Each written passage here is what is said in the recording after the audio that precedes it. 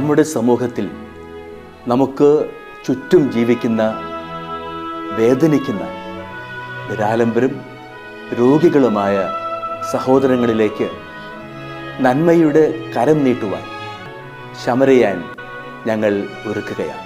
പങ്കുവയ്ക്കുന്ന ക്രൈസ്തവ സ്നേഹത്തിൻ്റെ ഈ മഹനീയ സാക്ഷ്യാനുഭവത്തിലേക്ക് ഏവർക്കും സ്വാഗതം.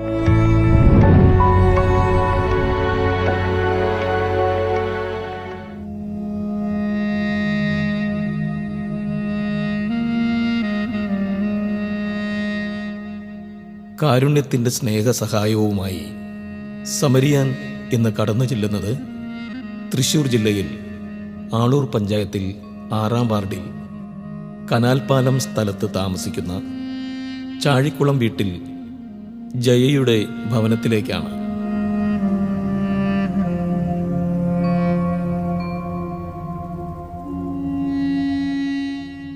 എൻ്റെ പേര് ജയ.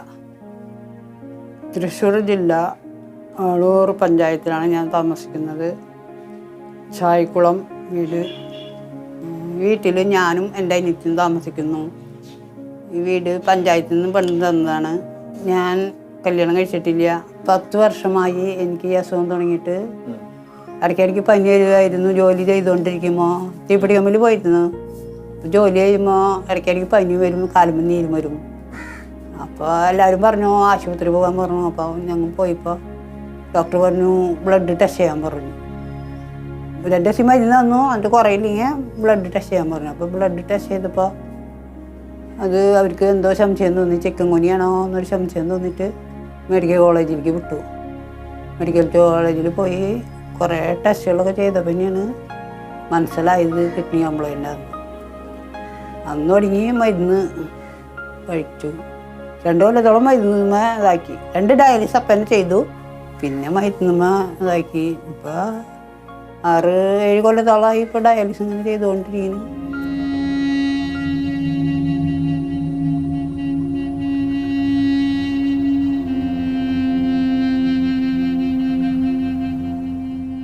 അൻപത് വയസ്സ് പ്രായമായ ജയ അവിവാഹിതയാണ്. 10 വർഷക്കാലമായി കിഡ്നി സംബന്ധ രോഗവുമായി ചികിത്സയിൽ കഴിയുന്നു. വർഷങ്ങൾക്ക് മുൻപ് ഒരു തീപ്പെട്ടി കമ്പനിയിലെ ജീവനക്കാരിയായിരുന്നു ജയ. സ്വന്തമായി അധ്വാനിച്ച് കുടുംബം പുലർത്തിയിരുന്ന ജയ മറ്റുള്ളവർക്ക് ഒരു മാതൃകയായിരുന്നു.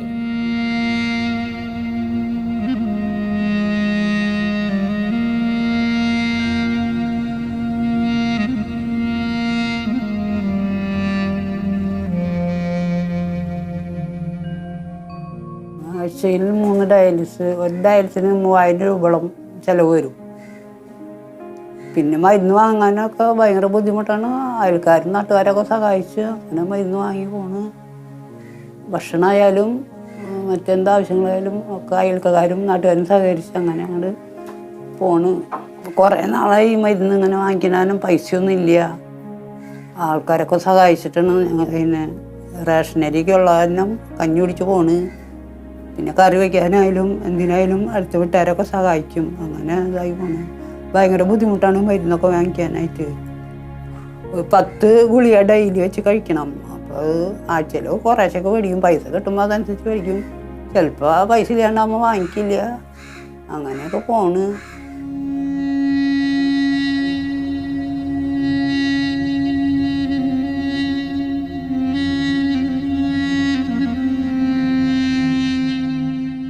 കാലം കാത്തുവച്ച പോലെ വിധിയുടെ ചില ദുരിത വഴികൾ രോഗങ്ങളാൽ ശരീരത്തെ ബാധിക്കാൻ തുടങ്ങി. ഇടയ്ക്കിടെയുണ്ടാകുന്ന പനിയും ശരീരം മുഴുവൻ നീരുമായിട്ടായിരുന്നു അസുഖങ്ങൾ തുടങ്ങിയത്.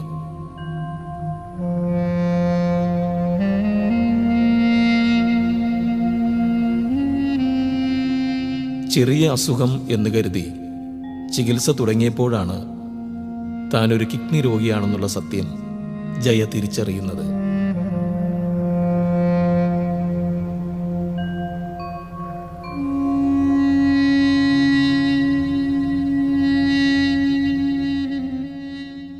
ഡയാലിസിസ് പറ്റുന്നിടത്തോളം ഡയാലിസിസ് ഇങ്ങനെ ചെയ്തുകൊണ്ടിരിക്കുക. പിന്നെ മാറ്റി വയ്ക്കാൻ നമ്മൾ കൊണ്ട് അതിനുള്ള സാമ്പത്തികം ഇല്ലല്ലോ. പിന്നെ ഒന്നാമത് ആരോഗ്യവും ഇല്ല. ഭക്ഷണമൊക്കെ നന്നായി കഴിക്കാൻ പറഞ്ഞു. നന്നായി കഴിക്കാനെത്തി നമ്മുടെ കയ്യിൽ അതിനുള്ള അതൊന്നുമില്ല. നല്ല സാധനങ്ങളൊക്കെ കഴിക്കാൻ പറഞ്ഞു. നമ്മുടെ കയ്യിൽ പൈസ ഇല്ലാത്ത തന്നെ അതൊന്നും വാങ്ങി കഴിക്കണില്ല. കഞ്ഞിയും ചോറും മാത്രം കഴിക്കണം.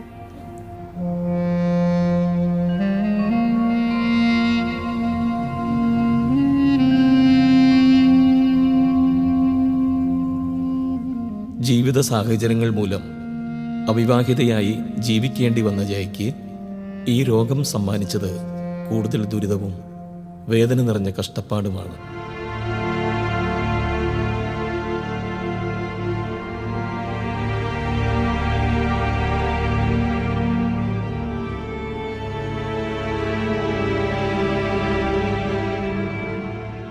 പ്രോഗ്രാം കാണുന്ന നല്ലവരായ ആൾക്കാരുടെ സഹായവും പ്രാർത്ഥനയും ഉണ്ടെങ്കിലേ ഞങ്ങൾക്ക് ഇനി മുൻപോട്ട് പോകാൻ പറ്റുള്ളൂ. ഞങ്ങൾ രണ്ടുപേരുള്ളോ മര്യാദയ്ക്ക് എനിക്ക് പണിക്ക് പോകാനും പറ്റണില്ല. എന്നെ ആശുപത്രി കൊണ്ട് നടക്കണം. കാരണം അവളുടെ ഭാവിയും പോവും. അങ്ങനെ എല്ലാവരും ഞങ്ങളെ പ്രാർത്ഥിക്കുക, സഹായിക്കുക.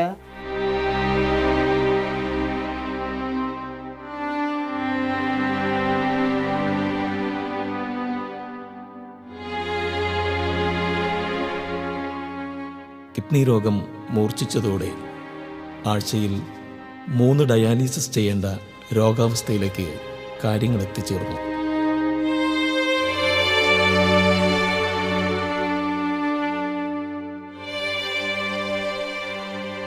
രോഗം ശരീരത്തെ കീഴടക്കിയതോടെ ഉണ്ടായിരുന്ന ചെറിയ തൊഴിലിന് പോലും പോകാൻ പറ്റാത്ത സാഹചര്യമായി. നിത്യവൃത്തിക്ക് പോലും വകയില്ലാതെ തികച്ചും ദാരിദ്ര്യത്തിലും പട്ടിണിയിലും കഷ്ടപ്പാടിലുമാണ് ജയ ഇന്നും ദിവസങ്ങൾ തള്ളി നീക്കുന്നത്.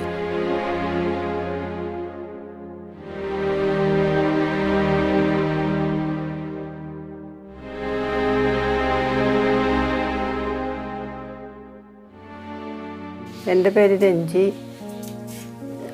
എൻ്റെ ചേച്ചിയാണ് ജയ. ജയയ്ക്ക് 10 വർഷത്തോളമായി ഡയാലിസിസ് ചെയ്തുകൊണ്ടിരിക്കുന്നു. ഞാനാണ് കൊണ്ടുപോകണത്. അത് കാരണം എനിക്ക് ജോലിക്ക് പോകാനായിട്ട് സാധിക്കുന്നില്ല. സാമ്പത്തികമായിട്ട് ഞങ്ങൾ ഭയങ്കര ബുദ്ധിമുട്ടിലാണ്. ഓരോരുത്തരും സഹായിച്ചിട്ടാണ് ഞങ്ങൾ കഴിഞ്ഞുകൂടുന്നത്. വീട് പഞ്ചായത്തിൽ നിന്ന് കിട്ടിയിട്ടാണ് വീട് പണി നടന്നേക്കുന്നത്. അച്ഛനും അമ്മയും മരിച്ചു. ഞങ്ങൾ 5 പെൺമക്കളാണ്. ഞങ്ങളമാരില്ല. ആഴ്ചയിൽ 3 ഡയാലിസിസ് ഉണ്ട്. 3000 രൂപയോളം വരും. ഓട്ടോറിക്ഷയ്ക്കാണ് പോകുന്നത്. ബസ്സിലൊന്നും യാത്ര ചെയ്യാൻ സാധിക്കില്ല. കാൽവേദനയുണ്ട്. അതുകൊണ്ട് പറ്റണില്ല. ഞാനാണ് കൊണ്ടുപോകുന്നത്. ചേച്ചിമാരൊക്കെ അവരെ വീടുകളില്ല. അതുകൊണ്ട് അവർക്ക് പറ്റണില്ല. ഞാൻ തന്നെ കൊണ്ടുപോകണ കാരണം ജോലിക്ക് പോകാൻ പറ്റണില്ല.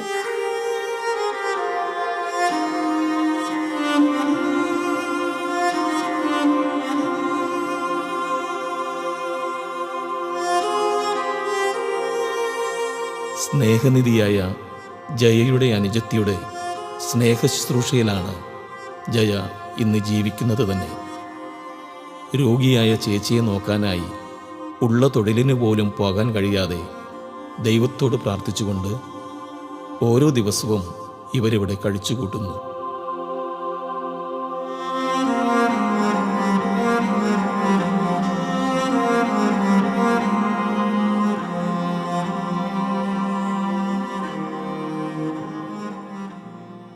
ഞങ്ങൾ 2 പേര് മാത്രമുള്ള വീട്ടിൽ. അതുകൊണ്ട് സാമ്പത്തികമായിട്ട് ഞങ്ങൾക്ക് ഭയങ്കര ബുദ്ധിമുട്ടുണ്ട്. ഞാൻ ചെറിയ ജോലിക്ക് പോകുന്നത്. അതുകൊണ്ട് തുച്ഛമായ ശമ്പളം കൊണ്ട് ഇങ്ങനെ കഴിഞ്ഞു പോകണം. പിന്നെ ഓരോരുത്തരുടെ സഹായങ്ങളുണ്ട്. പിന്നെ റേഷനരി കിട്ടും. അതുകൊണ്ടൊക്കെ കഴിഞ്ഞു പോകണം. ഈ പ്രോഗ്രാം കാണുന്ന നല്ലവരായ ആൾക്കാർ ഞങ്ങളെ സഹായിക്കണം. നിങ്ങളുടെ പ്രാർത്ഥന വേണം. എന്നാലേ ഞങ്ങൾക്ക് ഇനിയും മുൻപോട്ട് പോകാൻ സാധിക്കുള്ളൂ.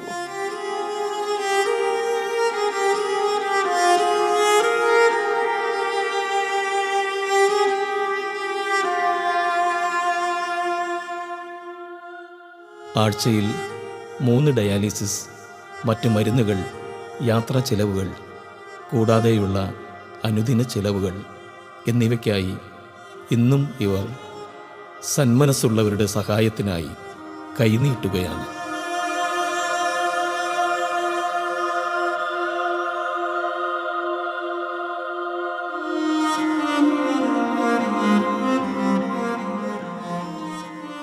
എൻ്റെ പേര് ഉത്തമൻ എന്നാണ്. ജയയുടെ അയൽവാസിയാണ്. ജയയെ ചെറുപ്പം മുതലേ ജയയും കുടുംബത്തിന് എനിക്ക് കൃത്യമായിട്ട് അറിയാവുന്നതാണ്. ജയയുടെ വീട്ടിൽ ജയടക്കം ആകെ 5 പെൺമക്കളാണ്. ഇവരെ അച്ഛനും അമ്മയും മരണപ്പെട്ടു പോയി.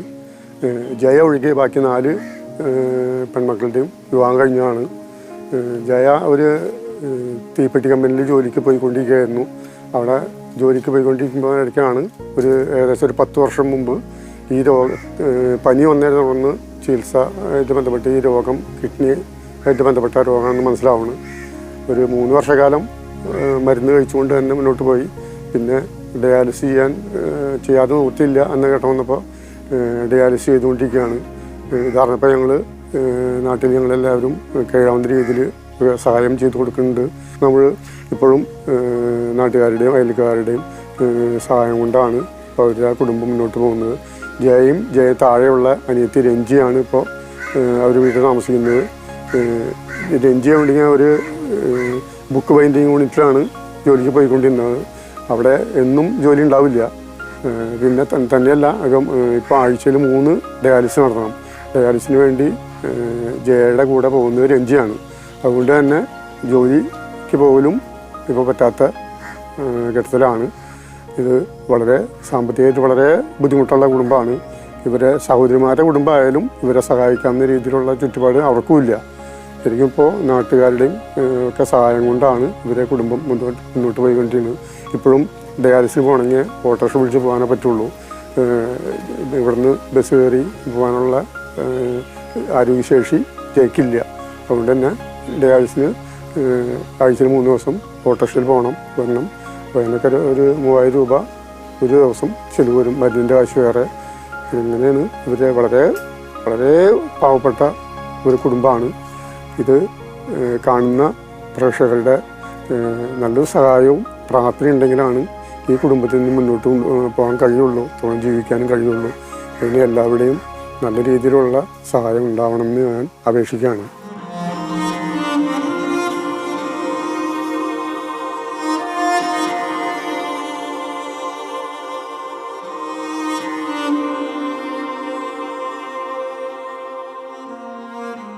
ദാരിദ്ര്യത്തിലും രോഗത്തിലും സാമ്പത്തിക ബാധ്യതയിലും ശാന്തത കൈവിടാതെ ദൈവം ഞങ്ങളെ പരിപാലിക്കുമെന്ന ഉറച്ച വിശ്വാസത്തിൽ ദിവസങ്ങൾ തള്ളി നീക്കുന്ന ഇവർക്ക് വേണ്ടി സാമ്പത്തിക സഹായം നൽകുന്ന കരങ്ങളുമായി നമുക്കും ഇവരെ സ്നേഹിക്കാം, ഇവരെ സഹായിക്കാം, ഇവർക്ക് വേണ്ടി പ്രാർത്ഥിക്കാം.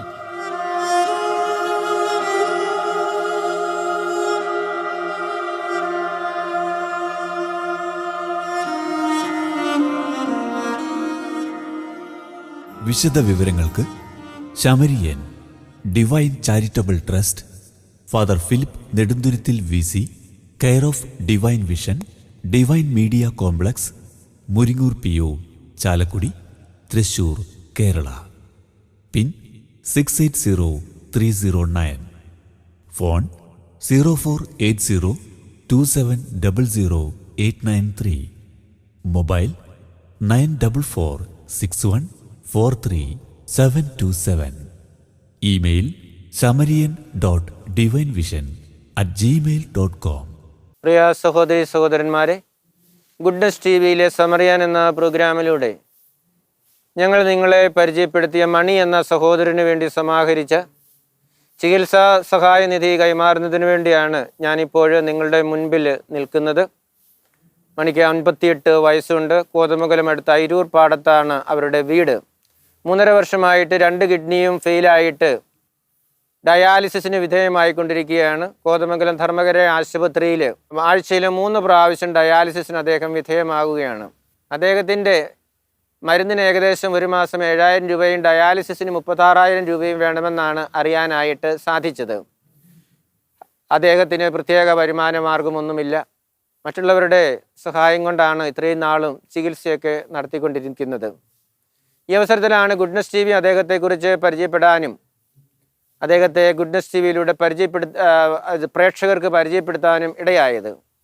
ഗുഡ്നസ് TV-യുടെ നല്ലവരായ പ്രേക്ഷകർ നിർലോഭമായിട്ട് ഉദാരമായിട്ട് സഹകരിച്ചതിൻ്റെ ഭാഗമായിട്ട് കിട്ടിയ തുക ഇപ്പോൾ അദ്ദേഹത്തിൻ്റെ ഭാര്യയ്ക്ക് ഞാൻ കൈമാറുകയാണ്. 1,00,000 രൂപയാണ് നിങ്ങൾ സഹായിച്ചതിൻ്റെ ഫലമായിട്ട് കൊടുക്കുവാനായിട്ട് നമുക്ക് ലഭിച്ചത്. ഈ അവസരത്തിൽ നിങ്ങളെ എല്ലാവരെയും നന്ദിയോടെ ഞാൻ ഓർക്കുകയും നിങ്ങളുടെ എല്ലാവരുടെയും പേരിൽ ഗുഡ്നസ് ടി വിയുടെ പേരിൽ ഈ തുക അദ്ദേഹത്തിൻ്റെ ഭാര്യയ്ക്ക് കൈമാറുകയും ചെയ്യുകയാണ്.